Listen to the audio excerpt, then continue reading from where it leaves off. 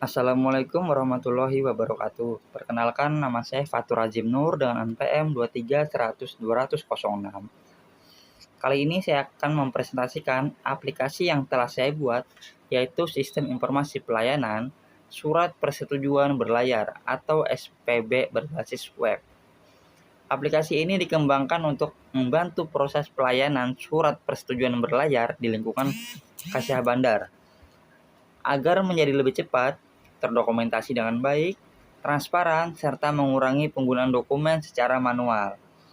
Sistem ini dibangun menggunakan PHP natif versi 8.1, MySQL sebagai database, Bootstrap 5, Admin LTI 3, jQuery dan data table, serta Suite Alert dan Chart.js, serta DOM PDF untuk menghasilkan dokumen SPB dalam format PDF. Oke. Yang pertama, saya akan menunjukkan halaman login. Pada halaman ini, setiap pengguna memasukkan username dan password untuk masuk ke dalam sistem. Sistem telah menerapkan role-based access control, sehingga setiap pengguna hanya dapat mengakses menu sesuai dengan hak aksesnya. Pada aplikasi ini terdapat 4 role, yaitu admin, agen, petugas pemeriksa, dan syah bandar. Setelah berhasil login, pengguna akan diarahkan ke halaman dashboard.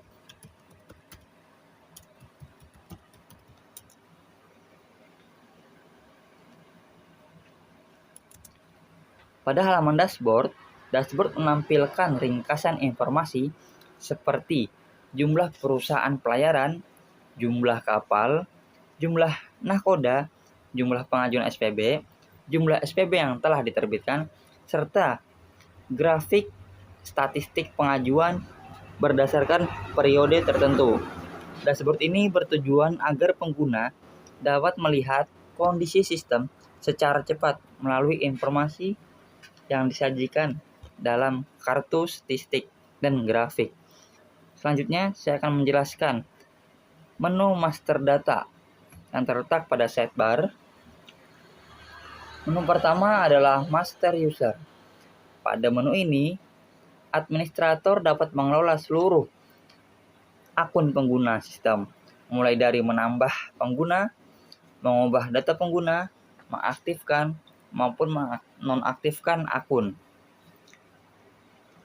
hingga mengatur hak akses sesuai role masing-masing. Berikutnya ada master perusahaan. Menu ini digunakan untuk mengelola data perusahaan pelayaran yang nantinya akan melakukan pengajuan SPB.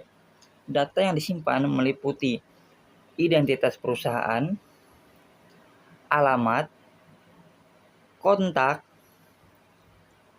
izin usaha, status perusahaan, dan informasi pendukung lainnya.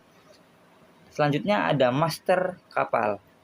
Pada menu ini, admin dapat mengelola data kapal seperti nama kapal, nomor registrasi, call sign, GT, DWT, kapasitas muatan, tahun pembuatan, bendera kapal, serta informasi teknis lainnya.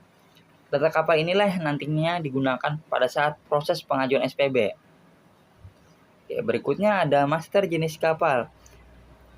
Menu ini berfungsi sebagai referensi jenis kapal sehingga pengguna tidak perlu memasukkan jenis kapal secara manual. Selanjutnya ada master nahkoda. Menu ini digunakan untuk mengelola data nahkoda beserta informasi penting seperti nomor buku pelaut, nomor ijazah, sertifikat keahlian, serta masa berlaku sertifikat.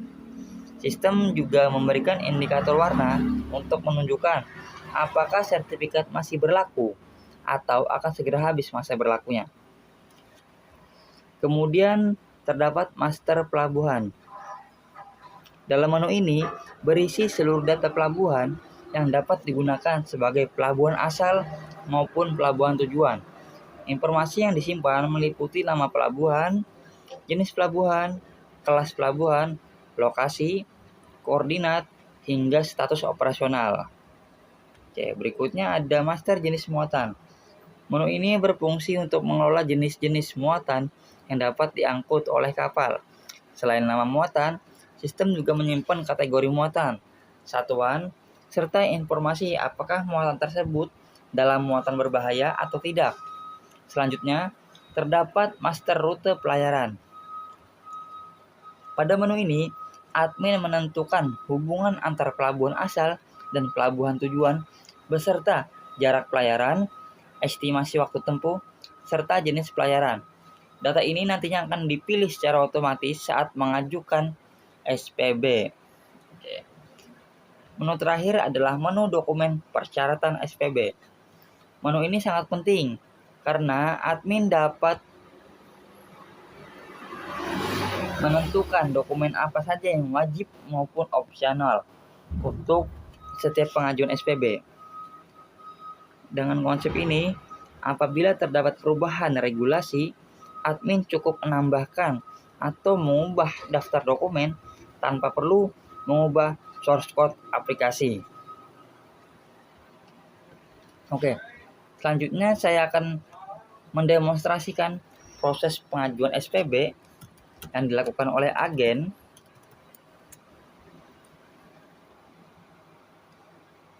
Oke. Agen memilih pengajuan, yaitu daftar pengajuan baru. Sistem secara otomatis hanya menampilkan perusahaan, kapal, dan nakoda yang dimiliki oleh agen tersebut.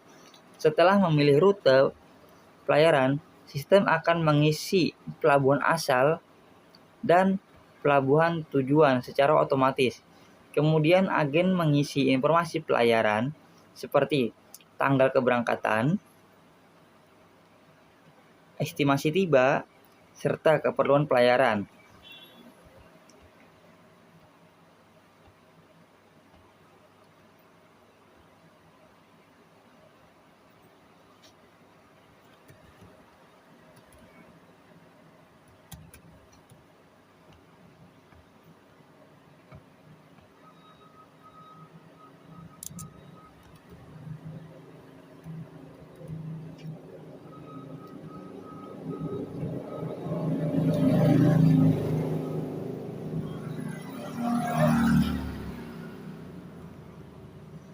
Oke.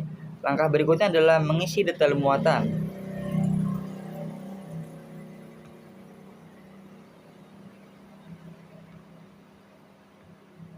Oke. Selanjutnya adalah mengisi detail muatan. Kita akan masuk ke dalam detail muatan. Nah, satu pengajuan dapat memiliki lebih dari satu jenis muatan. Agen dapat menambahkan beberapa jenis muatan sekaligus beserta jumlah, berat, volume, dan keterangannya. Sistem akan menghitung total berat muatan secara otomatis, memastikan total muatan tidak melebihi kapasitas kapal. Kita isi terlebih dahulu.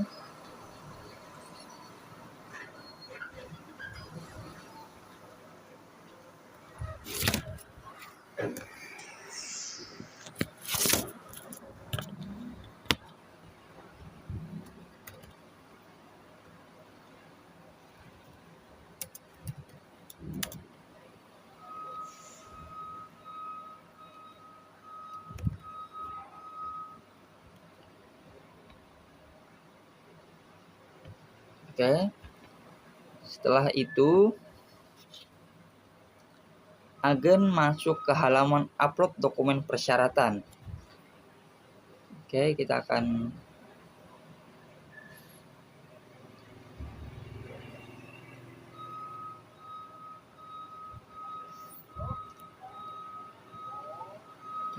sini kita submit pengajuan.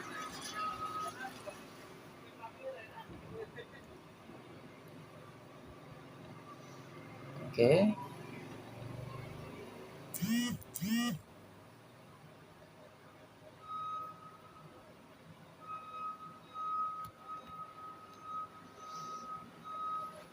Oke.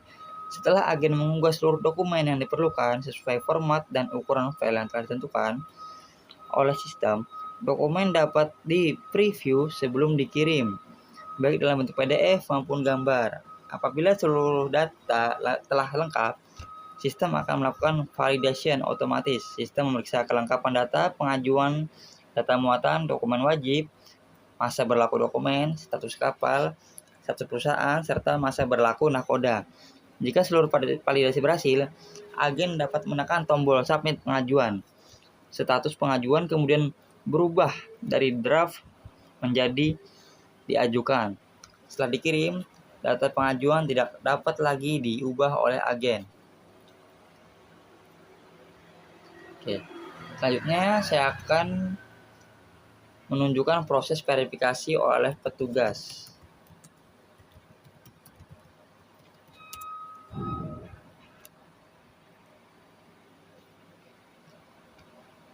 Oke. Petugas membuka daftar pengajuan yang telah masuk. Oke.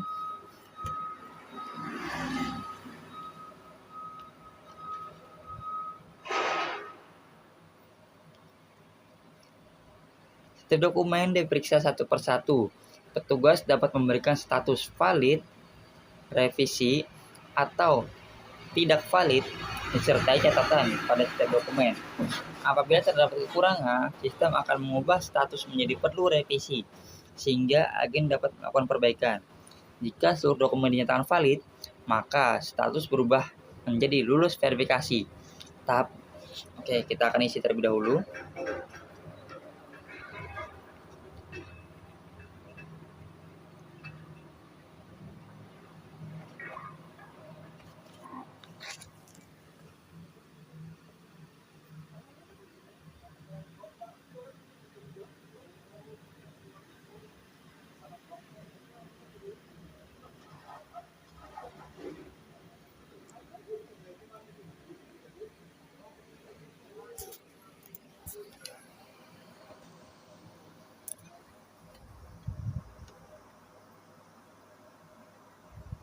Oke. Tahap berikutnya adalah persetujuan oleh Syah Bandar. Kita akan masuk ke bagian Syah Bandar.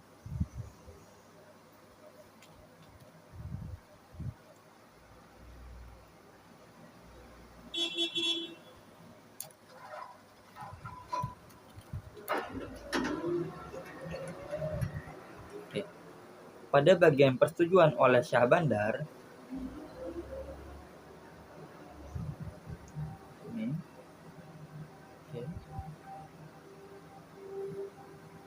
Syah Bandar melihat seluruh informasi pengajuan beserta hasil verifikasi dari petugas. Syah Bandar kemudian dapat menyetujui atau menolak pengajuan. Apabila disetujui, Syah Bandar menentukan masa berlaku SPB sebelum sistem melanjutkan proses penerbitan. Oke, kita akan pilih terlebih dahulu setujui. Masa berlakunya 14.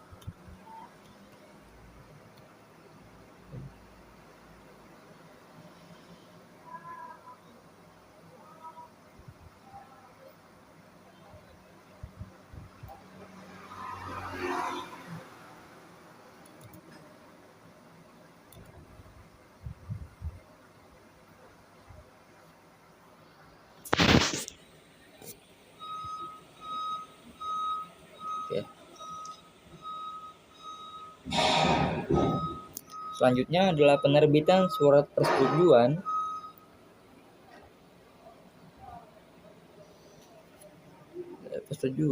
berlayar. Sistem secara otomatis menghasilkan nomor SPB sesuai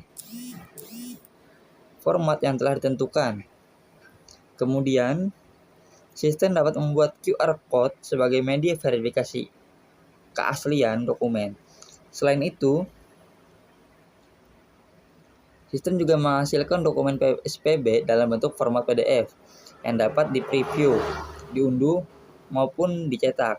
QR Code pada dokumen dapat dipindai untuk membuka halaman verifikasi sehingga keaslian SPB dapat dipastikan secara cepat.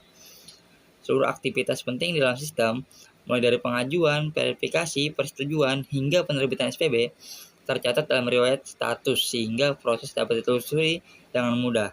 Dengan demikian, aplikasi ini mampu mendukung proses pelayanan SPB secara lebih efektif, efisien, transparan, dan terdokumentasi dengan baik dibanding proses manual. Demikian presentasi yang dapat saya sampaikan. Terima kasih atas perhatian Bapak. Wassalamualaikum warahmatullahi wabarakatuh. Dan maaf, ini tidak bisa memakai facecam karena laptopnya tidak memadai. Terima kasih.